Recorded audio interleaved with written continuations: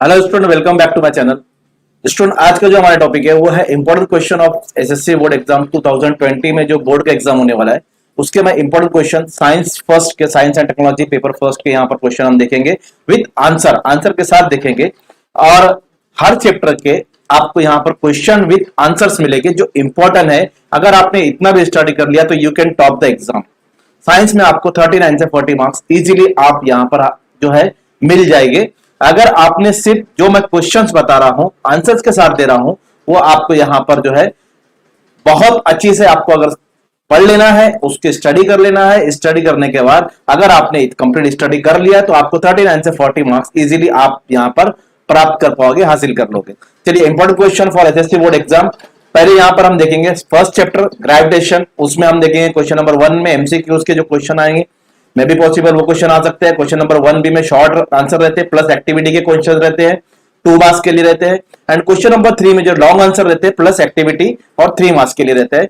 4 marks के question chapter 1 में से नहीं आते, मोस्टली नहीं आते हैं। इसलिए तो ये क्वेश्चन जो मैं आपको दे रहा हूं ये बहुत इंपॉर्टेंट क्वेश्चन है। आप इसी क्वेश्चन की स्टडी कीजिए और you will get 39 to 40 marks easily इंशाल्लाह। चलिए नेक्स्ट हमारा जो क्वेश्चन पे जाते हैं हम।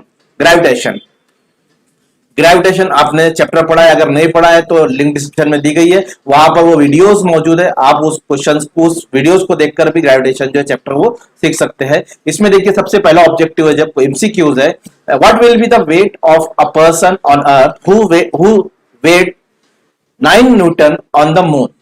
अगर एक पर्सन का वेट अर्थ पर क्या होगा अगर उसका वेट 9 न्यूटन है मून के ऊपर, तो आपको यह चीज याद रहना चाहिए कि जो भी मून पर वेट होगा वो 1/6 होगा अर्थ के। अगर मून पर वेट 9 है तो उसका 6 टाइम, मोर देन 6 टाइम, यहां पर 6 टाइम जो है वो क्या होगा अर्थ पर होगा। दैट मीन अगर 9 न्यूटन है, 6 9 जा 54, तो यहां पर जो ऑप्शन करेक्ट आएगा वो 54 आएगा। ये आपको क्लियर याद रखना है। नेक्स्ट जो है, how much will a person with in 72 Newton wait on earth. देखिए पहला क्वेश्चन और सेकंड क्वेश्चन में आप सिमिलरिटी देखेंगे, बट वाइस वर्सा है, क्वेश्चन थोड़ा चेंज हो गया है। वहां पर जो वेट दिया था वो मून पर दिया था, यहां वेट दिया है अर्थ पर, और मून का वेट हमको फाइंड आउट करना है। तो मून पे जो वेट रहेगा 1/6 इंटू अर्थ वेट। अब अर्थ पे वेट कितना है 72, तो आप इसको 6 से डिवाइड कर दीजिए, आपका आंसर इजीली आ जाएगा, दैट मींस 12 न्यूटन। तो आपको यह याद रहना चाहिए कि मून पर जो वेट होगा 1/6 इंटू अर्थ, ठीक है। तो 1/6 अगर 72 लेंगे, 1/6 इंटू 72, तो यू विल गेट 12 न्यूटन। आपको 12 न्यूटन, 12 न्यूटन यहां पर मिल जाएगा।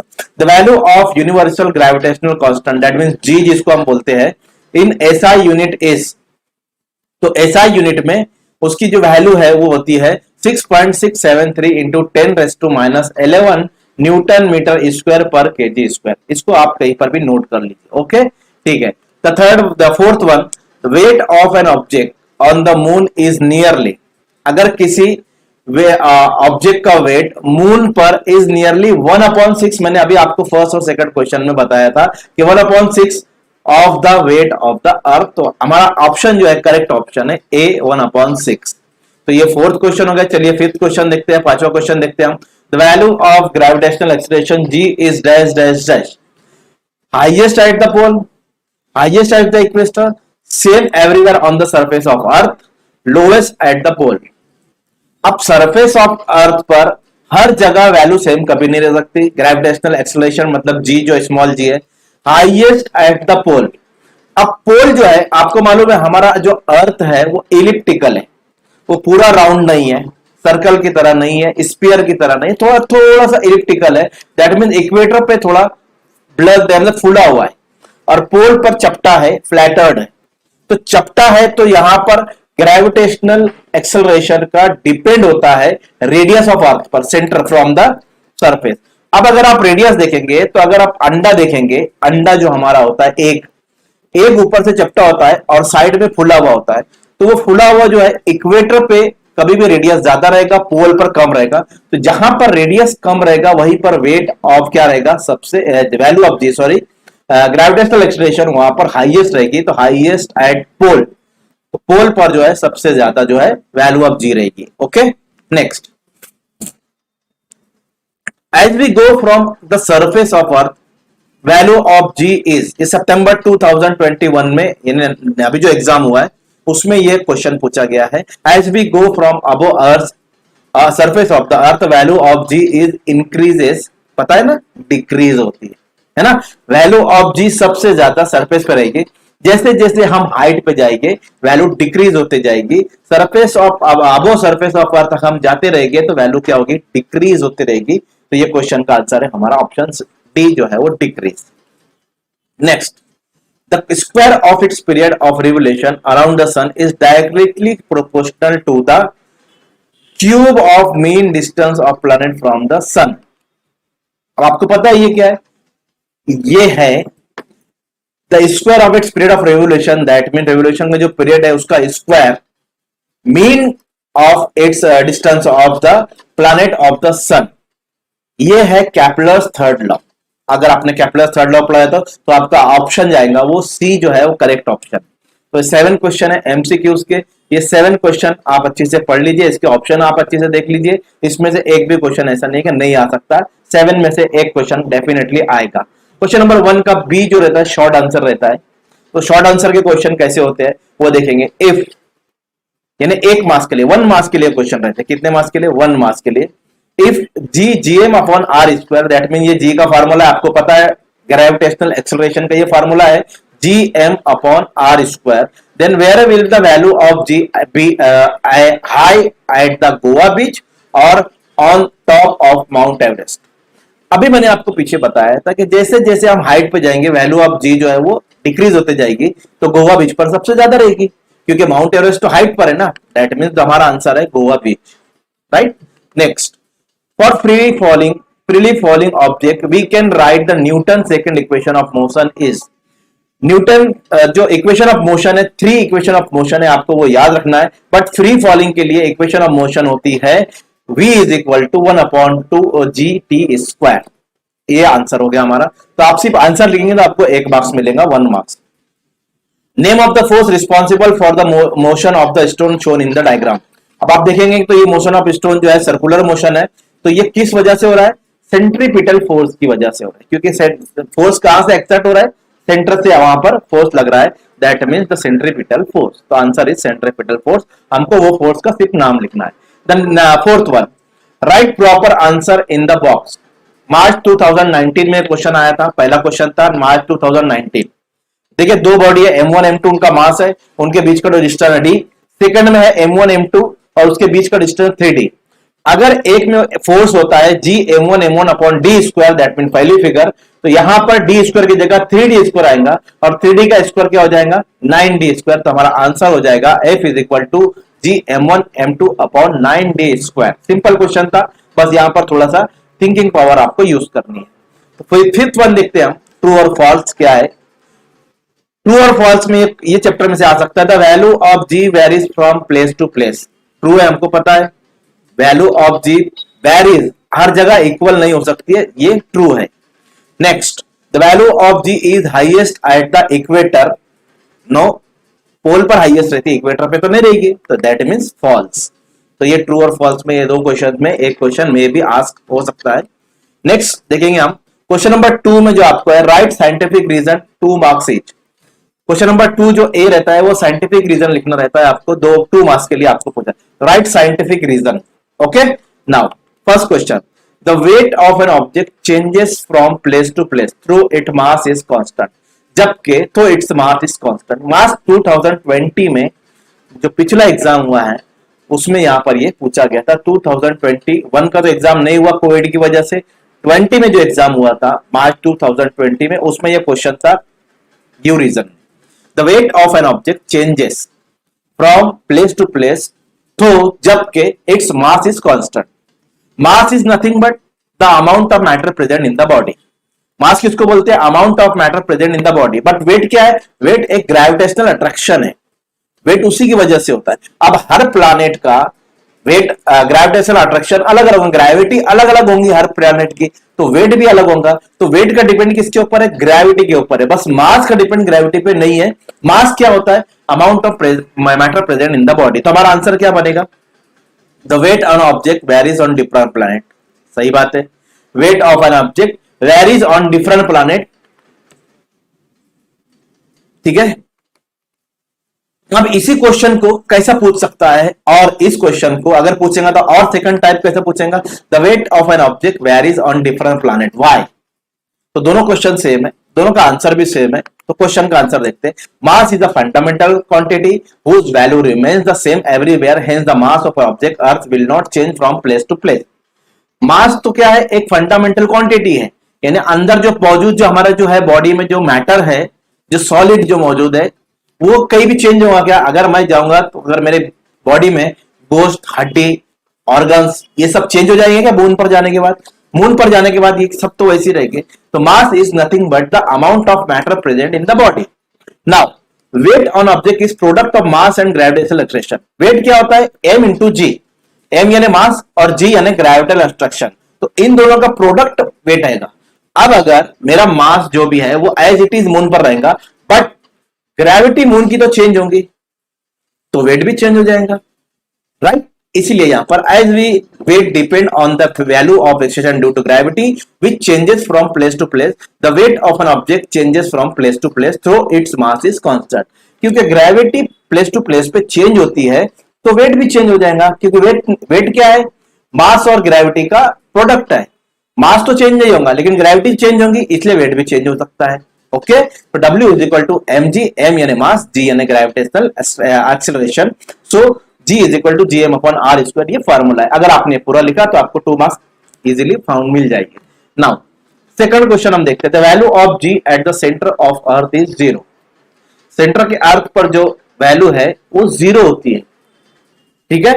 डीप हम जाते जाएंगे अर्थ में तो वैल्यू जो है G की वो कम होती जाएगी, बट सेंटर पे जैसे ही पहुंचेंगे वहां वैल्यू 0 हो जाएगी। व्हाई, रीजन देखते हैं। मार्च 2019 में क्वेश्चन पूछा गया था। इसका और एक टाइप कैसा पूछ सकता है, the value of gravitational extraction मतलब G decreases as we go deep inside the earth. अगर हम अर्थ में डीप जाते रहेंगे तो वैल्यू जो है डिक्रीज होती रहती है। दोनों का आंसर आपको सेम लिखना है। देखिए, at the centre of earth force due to any portion of the earth at the centre will be cancel due to the portion opposite to it. अब ये क्या है, अगर हम अर्थ में अंदर जाते जाएंगे तो हमारे ऊपर जो पोर्शन है, अब तो हम अंदर चला गए तो अर्थ, अब तो अर्थ के अंदर हम जा रहे हैं तो हमारे ऊपर भी तो पोर्शन अर्थ का बाकी है, हम तो अंदर जा रहे हैं। तो जो फोर्स ऊपर के पोर्शन पर लग रहा है, जो नीचे के पोर्शन से लग रहा है, वो दोनों फोर्स क्या करते हैं, एक दूसरे को कैंसिल कर देते हैं। ऊपर वाला जो फोर्स लगा रहा है, नीचे का पार्ट जो फोर्स लगा रहा है अर्थ का पार्ट, क्योंकि हम इनसाइड द अर्थ जा रहे हैं तो दो पार्ट हो रहे हैं, हमारे ऊपर जो अर्थ का पार्ट है और हमारे नीचे जो अर्थ का पार्ट है, क्योंकि हम सेंटर पे जा रहे हैं, ठीक है। जाते जाते जैसे हम जाते जाते जाएंगे तो जो अर्थ के पार्ट्स है वो दोनों तरफ फोर्स लगाने पर वो फोर्स कैंसिल कर दे रहे एक दूसरे को। तो thus the gravitational force of the center on the body will be 0। तो क्या होगा, जब दोनों पार्ट जो फोर्स लगा रहा है बॉडी के ऊपर वो कैंसिल कर दे रहे तो फोर्स वहां पर 0 हो जाएगा। और जब फोर्स 0 हो जाएगा तो from Newton's law we know that F is equal to M G. Force क्या होता है, मास और एक्सेलरेशन का प्रोडक्ट है, हमको मालूम है। जब वहां पर क्या हो जा रहा है, फोर्स 0 हो जा रहा है, यानी ये F अगर 0 हो जा रहा है तो mg भी 0 हो जाएगा, तो वैल्यू ऑफ g क्या हो जाएंगी, वहां भी 0 हो जाएंगी। So mass of an object can never be 0. Therefore, when f is equal to 0, मास 0 नहीं हो रहा है लेकिन f 0 हो जा रहा है, इसलिए वैल्यू क्या हो जा रही है g की, वो भी 0 हो जा रही है। Thus the value of g centre 0 at the center of earth। तो वहां पर सेंटर ऑफ अर्थ पे क्या होता है, वैल्यू 0 हो जाती है। क्यों, क्योंकि फोर्स 0 हो जा रहा है, इसलिए g की वैल्यू भी 0 हो जाएगी। ओके, चलो, तो ये होप आपको ये समझ में आ गया होगा। Next, if the value of this suddenly become twice its value, it will become 2 times more difficult to pull a heavy object along the floor। Why? अगर किसी बॉडी की वैल्यू ऑफ जी, अगर वैल्यू ऑफ जी यानी gravitational acceleration की जो value है अगर वो डबल हो जाती है तो किसी बॉडी को खींचना डबल दुश्वार हो जाएगा, मुश्किल हो जाएगा। फ्लोर पे अगर कोई बॉडी रखती है और सडनली जी की वैल्यू डबल हो गई तो बॉडी को खींचना दुश्वार हो जाएगा। Heavy object along the floor, इसको difficult to pull the object जो फ्लोर पे रखा हुआ है। क्यों, इसका रीजन हमको देना है। देखिए, सबसे पहला, if the value of G becomes double, अगर वैल्यू ऑफ जी डबल हो जाती है the force with which earth pull the object that is weight become double. जो फोर्स उसको खींचने के लिए लग रहा है, दैट मीन्स अगर वैल्यू ऑफ जी डबल हो रही है तो मतलब फोर्स, उसका जो फोर्स है खींचने के लिए वो भी डबल हो जाएगा, दैट मीन्स वेट डबल हो जाएगा, क्योंकि वेट का डिफरेंस किसके ऊपर है, मास एंड ग्रेविटी। अब ग्रेविटी यहां पर डबल हो जा रही तो वेट भी डबल हो जाएगा, right. And as weight increases, जबकि उसका वेट बढ़ जाएगा तो फ्रिक्शनल फोर्स ऑल्सो इंक्रीजेस। तो जो बॉडी जहां फ्लोर पे रखी है, फ्लोर और बॉडी के बीच का जो फ्रिक्शनल फोर्स है वो भी डबल हो जाएगा, वो भी इंक्रीज हो जाएगा। तो हम बॉडी खींचेंगे तो वो हमको बहुत ताकत लगेगी, तो pulling the object hence it will become 2 times more difficult to pull a heavy object along the floor. अगर कोई फ्लोर पे बॉडी रखी है, कोई ऑब्जेक्ट है, तो उसको खींचना उतना डिफिकल्ट होगा, सिंपल। चलिए next, the value of acceleration G is greater at the pole than the equator. इसका आंसर तो मैंने आपको पहले ही बता दिया कि अर्थ क्या है, इलिप्टिकल शेप है ना, इक्वेटर पे फुली हुई है, उभरी हुई है, और पोल पर चपटी है, फ्लैटर्ड है ना। तो उसका आंसर है हमारे पास, the earth is not perfectly spherical. Earth perfectly spherical नहीं है, so it is bulged at the equator. Equator पे फुली हुई है, एंड द फ्लैटर्ड और चपटी है एट द पोल, पोल पर, right. The radius is highest at the equator and least as the pole. Radius क्या होता है, पोल पर कम होता है। अब अंडा अगर आप ले लोगे और सेंटर से पोल सीधा जाएंगे ऊपर, तो वहां से रेडियस कम मिलेगा, लेकिन साइड में जो फुला हुआ हिस्सा है उसका रेडियस ज्यादा रहेगा, सेंटर से वहां तक का जो डिस्टेंस होगा। तो रेडियस जो है पोल पर कम होता है, इक्वेटर पर ज्यादा होता है। Therefore value of ji is highest at pole, the value of ji is least at the equator. और वैल्यू कितनी रहेगी वो भी मैंने ब्रैकेट में वहां पर लिख दिया। तो अगर आप पूरा ये 4 पॉइंट लिखते हैं आपको, तो 2 मार्क्स इजीली आप यहां पर ले सकते हो। तो ये ड्यू रीजन थे हमारे, एग्जैक्टली जितने रीजन इसमें से है ये चैप्टर में से सारे रीजन मैंने लिया, ये रीजन पढ़ लो, हो सकता है एक रीजन इसमें से आ जाए। नेक्स्ट 2 मार्क्स के क्वेश्चन, क्वेश्चन नंबर 2 के बी में होते हैं। अब देखो यहां पर metal ball of mass 5 kg, ये न्यूमेरिकल्स है, ज्यादातर 2 मार्क्स के न्यूमेरिकल्स ही इस चैप्टर में से आते हैं। क्वेश्चन आंसर कम आते हैं, न्यूमेरिकल ज्यादा आते हैं। एक न्यूमेरिकल्स रहता है पूरे पेपर में, 2 न्यूमेरिकल्स रहते हैं एक्चुअल में, एक 2 मार्क्स का न्यूमेरिकल रहता है और एक 3 मार्क्स का। तो मोस्टली 2 मार्क्स का न्यूमेरिकल जो है इसी चैप्टर से आता है। A metal ball of mass 5 kg fall from of height 490 metre, how much time will take to reach the ground. March 2019 में क्वेश्चन आया है बोर्ड के एग्जाम में, g is equal to 9.8 metre per second square, right. तो अब यहां पर देखो जो मोशन ऑफ इक्वेशन है, या equation of motion, sorry equation of motion है, वो 3 यहां पर आपको ये इक्वेशन क्लियरली माइंड में बिठा लेना है। ये माइंड में आपको लगा देना है कि v is equal to G T, S is equal to 1/2 GT square, v square is equal to 2GS।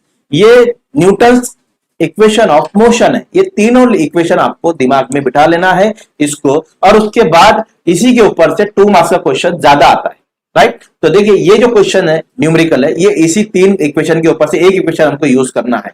तो यहां पर क्या है, metal of a mass 5 kg, that means M हमारे पास गिवन है, देखिए सब लिख लिया मैंने, एस 490 मीटर, एस यानी डिस्प्लेसमेंट होता है, उसको आप हाइट ले सकते हो, तो एस 490 मीटर हाइट हो गई हमारी।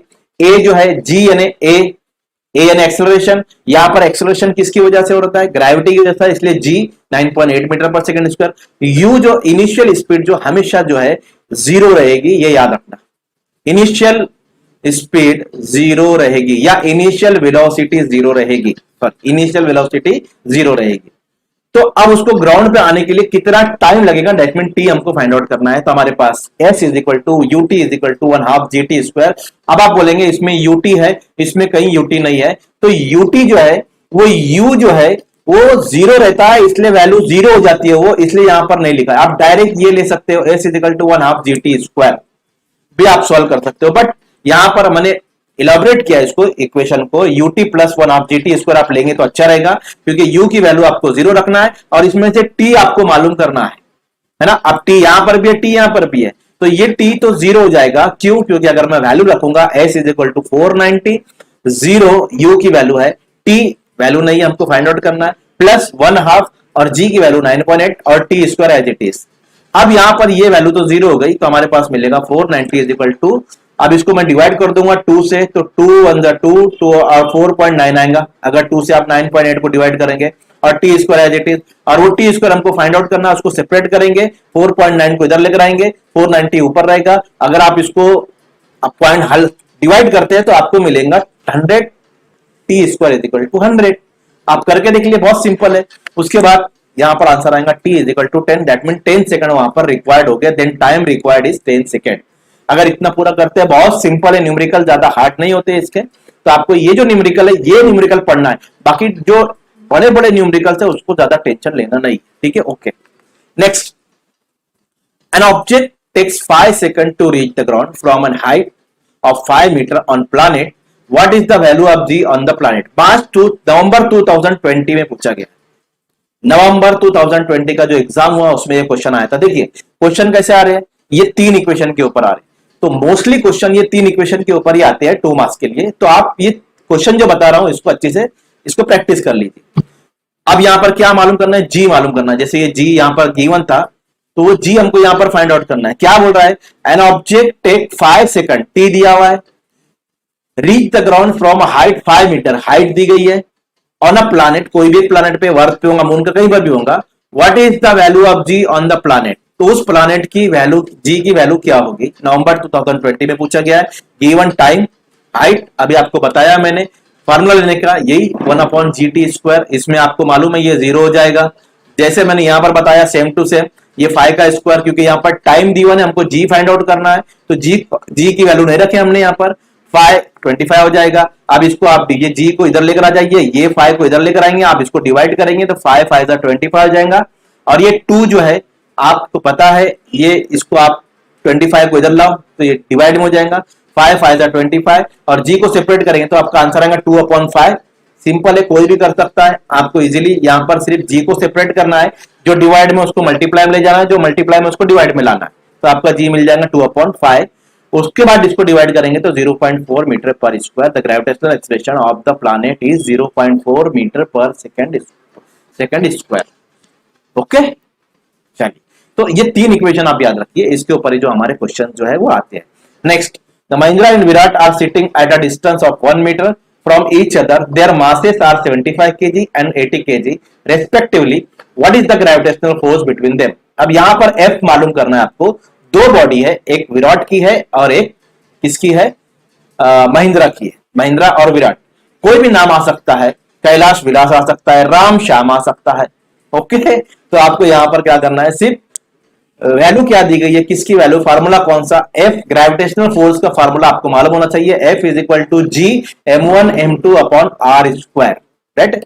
चलिए, गिवन आर दोनों का डिस्टेंस 1 मीटर, m1 एक का मास है 75 kg, m2 दूसरे का मास है 80 kg, and gravitational G constant जो है उसकी वैल्यू है 6.67 10⁻11 न्यूटन मीटर स्क्वायर पर केजी स्क्वायर। हमने यहां पर ऑप्शन में देखा था, एमसीक्यूज में ये इसकी वैल्यू कितनी होती है वो पूछा था। ओके, चलिए, ये पूरा हमारे पास गिवन है, फार्मूला लिखेंगे according to Newton's law, F is equal to G m1 m2 upon R square, value put करो 6.67, बहुत इजी है, नीचे आर स्क्वायर यानी 1 का स्क्वायर कुछ नहीं होगा तो वो आर स्क्वायर 1 का स्क्वायर 1 हो जाता है, तो नीचे से 1 हट जाएगा, मल्टीप्लाई कर दो, डायरेक्ट लिख दो, आपका आंसर आ गया 4.002 इंटू 10⁻7।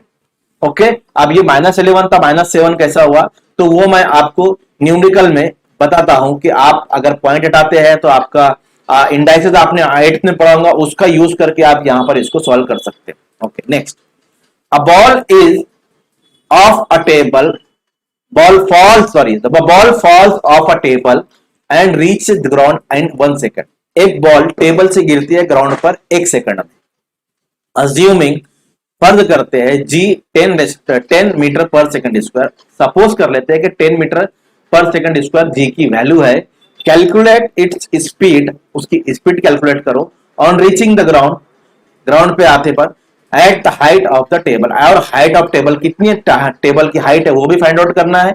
अब हाइट का मतलब होता है डिस्प्लेसमेंट यानी एस, दूसरा हमको कैलकुलेट करना है स्पीड। चलिए कैसे कैलकुलेट करते हैं, देखिए, गिवन टाइम दिया हुआ है 1 सेकेंड, जी 10 metre per second square, initial velocity 0 रहेंगी, मैंने हमेशा बोला है आपको।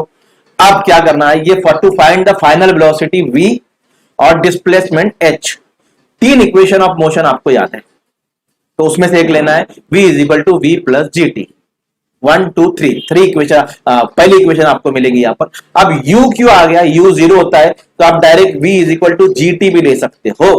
ओके, चलो v की वैल्यू रखेंगे, v फाइंड आउट करना है, u की वैल्यू 0 प्लस 10 g 1 हो गया हमारा। v is equal to 10 metre per second से वो नीचे गिरेगा, उसकी स्पीड हो जाएगी।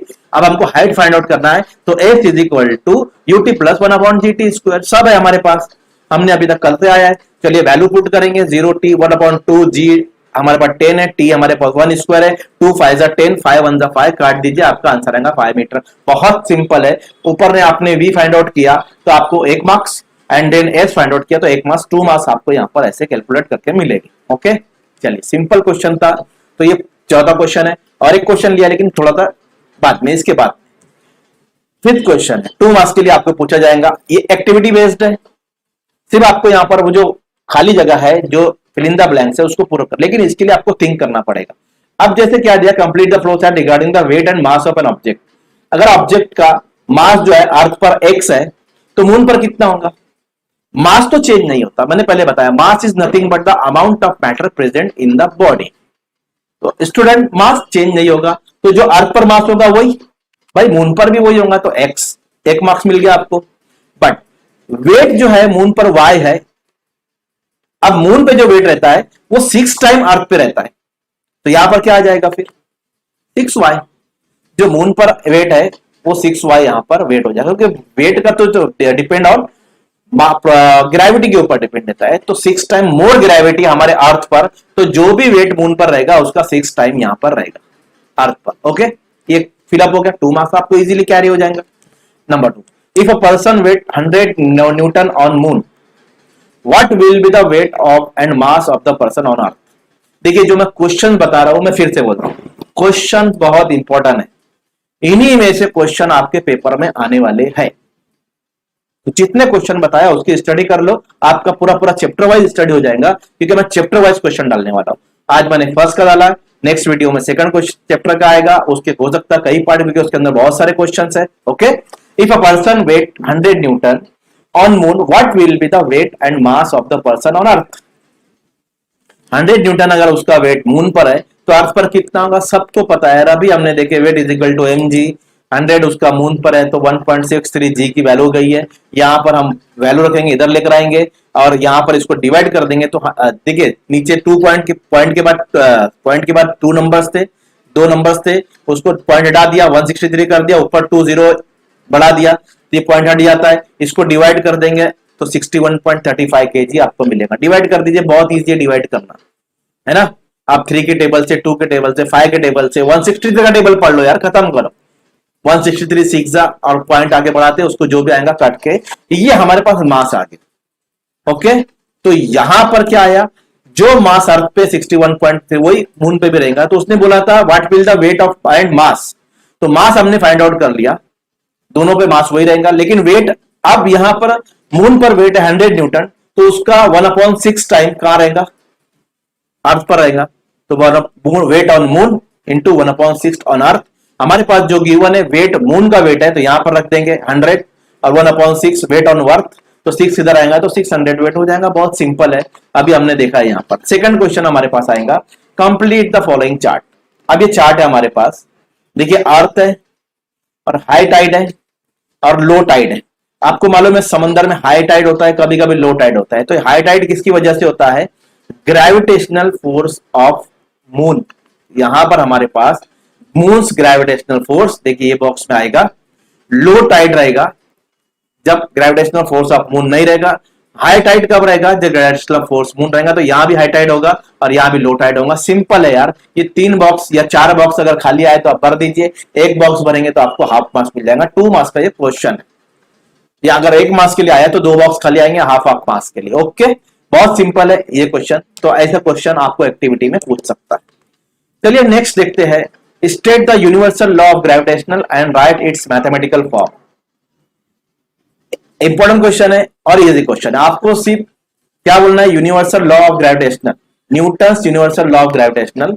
The universal law of gravitational is object, every object in the universe, पूरी यूनिवर्स में कोई भी 2 ऑब्जेक्ट है, अट्रैक्ट ईच अदर, एक दूसरे को अट्रैक्ट करते हैं विद द फोर्स वो फोर्स के साथ विच इज जो directly proportional to the product of their masses and inversely proportional to the square distance between their centres. ये Newton universal law of gravitation, इसको आप बहुत इजी है, कोई भी दो ऑब्जेक्ट अगर यूनिवर्स में तो एक दूसरे को अट्रैक्ट करेंगे तो वो फोर्स कैसा रहेगा, directly proportional to the product of their masses and inversely proportional to distance between that दो ऑब्जेक्ट के बीच में। अगर दो ऑब्जेक्ट यहां पर रखा है, सपोज दो बॉल टेबल पे रखा है एक दूसरे के, तो दोनों एक दूसरे को अट्रैक्ट करेंगे। कौन बोलता है, न्यूटन बोलता है। तो उनका जो फोर्स रहेगा वो डायरेक्टली प्रोपोर्शनल रहेगा दोनों के मासेस से और इनवर्सली प्रोपोर्शनल रहेगा उनके बीच का डिस्टेंस से। ये कोई लॉ यहां पर हमको बोलता है। अब इसको मैथमेटिकल लिखना है तो let m1 m2 are the masses of two objects and their distance between their center be d, the gravitational attraction between two objects g1 by f varies m1 directly proportional to m1 and n2 and inversely proportional to distance, और r को यहां पर हमने distance लिया है। अब अगर हम वैरीज की साइन हटाते हैं तो वहां पर ग्रेविटेशनल कांस्टेंट लगेगा g, कैपिटल G, तो हमारा फोर्स बन जाएगा g m1 m2 upon r square. Simple है, ये मैथमेटिकल फॉर्म होगा। इतना पूरा लिखते हैं आपको 2 मार्क्स इजीली कैरी हो जाएगी। G is universal constant. ठीक है, तो ये 2 मार्क्स के क्वेश्चन थे। अब हम जाते हैं 3 मार्क्स के क्वेश्चन के ऊपर। Answer the following. पहला क्वेश्चन है, what would be the value of G on surface of earth if its mass twice and its radius is half its now. March 2020, October 2000 यानी जुलाई 2020 में ये पूछा गया है। लिख लीजिए, जुलाई का एग्जाम तो बंद हो गया, मतलब कोविड की वजह से, तो वो नवंबर में हो रहा है, तो नवंबर 2021 है। ओके, 20 है, सॉरी, नवंबर 2020 ये क्वेश्चन आया था। ठीक है, याद रखिए, नवंबर 2020। अब इसको हमने 3 मार्क्स का क्वेश्चन है, 3 मार्क्स का। इसको क्या करना है, पहले क्वेश्चन को समझना कि वैल्यू ऑफ जी क्या हो जाएगी जब अगर मैं उसको डबल कर देता हूं और रेडियस को हाफ कर देता हूं। किसको डबल करते हैं, मास को। अगर सरफेस ऑफ अर्थ पे कोई चीज रखी हुई है तो वहां पर जी की वैल्यू क्या होगी, कब, जब वो जो ऑब्जेक्ट है, जो बॉडी है, उसके मास को अगर डबल कर देंगे और रेडियस जो सेंटर से है उसको हम हाफ कर देंगे। ये पूछ रहा है हमसे क्वेश्चन। और ठीक है, चलो हम उसको बताते हैं हम लोग क्या है। तो हमको मालूम है कि मास m1 और रेडियस r1 जो ऑब्जेक्ट है। अब आपको पता है वैल्यू क्या होगी, जी की वैल्यू हमको फाइंड आउट करना क्या होगी। तो जी की वैल्यू का फॉर्मूला हमारे पास है, ये हमारे पास है। क्या बोला उसने, m2 जो डबल करने पर, m1 को डबल करने पर m2 मिलेगा हमको, और r1 को अगर हम हाफ करेंगे तो r2 मिलेगा। ये हमारे पास दिया हुआ है उसने कि आप अगर m1 को डबल कर देंगे तो आपको नया एक मास मिल रहा है, राइट, और रेडियस को हाफ करेंगे मतलब तो r2 जो हाफ करने पर नया रेडियस वो r2 है। हमारे पास जो फार्मूला है, we know that gm upon r square, ये g का फार्मूला है। ठीक है, तो हमारे पास दो यहां पर वैल्यू हो जाएंगी, एक g1 हो जाएंगी, एक g2 हो जाएंगी। g1 ओरिजिनल वाली तो हम उसको लिखते हैं g1 is equal to gm1 r1 square, ये ओरिजिनल है। बट g2 जो इसको डबल करने पर तो g2 ले लेंगे हम, g2 gm2 r2 स्क्वायर, ये दो वैल्यू है। अब इसका प्रोपोर्शन फाइंड आउट करना है क्योंकि दोनों के बीच में कंपैरिजन करना है हमको। तो what will be the value of g, क्या हो जाएगी, दोनों में क्या कंपैरिजन हो जाएगा, तो इसका हमको रेशियो फाइंड आउट करेंगे।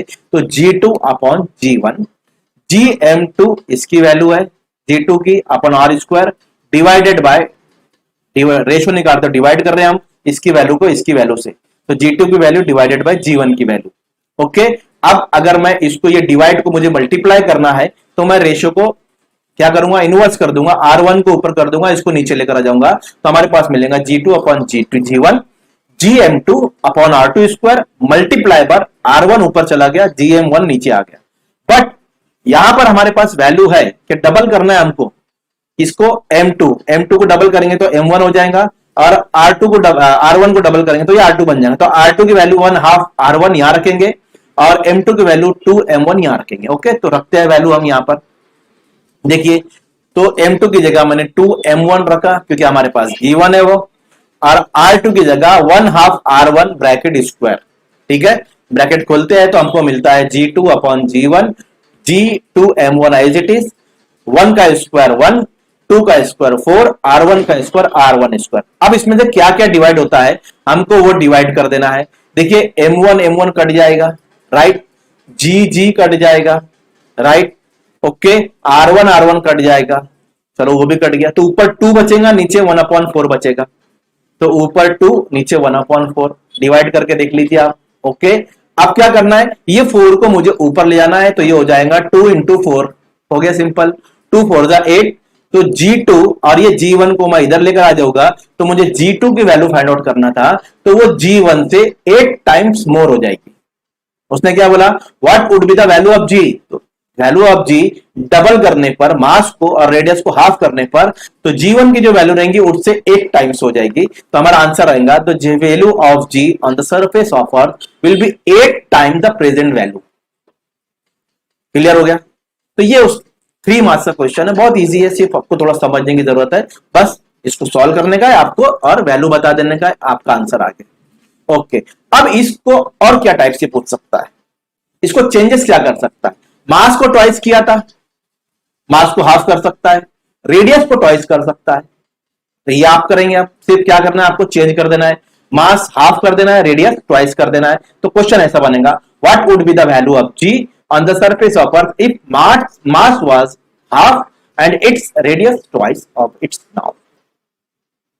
रेडियस को ट्वाइस कर दिया, मास को हाफ कर दिया, पूरा आपके पास सोल्यूशन है, आप सिर्फ इसको रिवर्स करते जाइए, मास को आप हाफ लिखते जाइए, रेडियस को ट्वाइस लिखते जाइए, आपका सोल्यूशन देखिए क्या आता है और मुझे कमेंट्स में बताइए। तो ये क्वेश्चंस थे 3 मार्क्स के। और एक क्वेश्चन 3 है, observe the given figure and answer the following question. आपको पता है ये कैपलर्स लॉ है, आपने पढ़ा होगा, ये फिगर देंगे 3 लॉस लेना है। तो पहला लॉ हमारे पास है Kepler's law of planetary motion. पहला लॉ है, first law, the orbit of a planet is ellipse with the sun at one of the foci. ये ऑर्बिट जो है इलिप्स होता है और सन उसका one of its foci, planet इसका ऑर्बिट में रिवॉल्व करते हैं।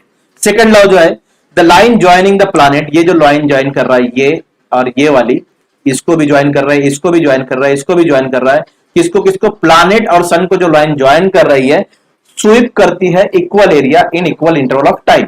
अगर यहां से यहां तक उसको 2 मिनट लगा, यहां से यहां तक आने में 2 मिनट लगा, तो ये एरिया और ये एरिया जो स्वीप करा इक्वल इंटरवल टाइम में, ये भी 2 मिनट्स में गई, यहां से रिवॉल्व हुआ, यहां से रिवॉल्व हुआ, प्लैनेट यहां तक आया 2 मिनट्स में, तो ये जो एरिया ब्लू कलर का ये एरिया, ये दोनों इक्वल रहेंगे। ये कौन बोलता है, कैपलर्स बोलता है।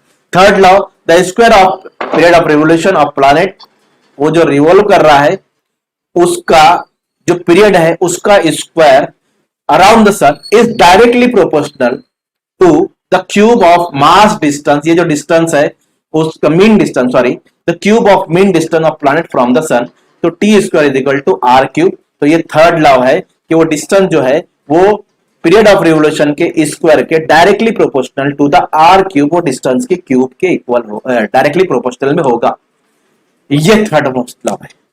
ओके, तो यहां पर हम 3 marks, 3 marks, 2 marks, 2 marks, 1 marks, जितने क्वेश्चन है सारे क्वेश्चन मैंने ये चैप्टर के कवर कर लिया है।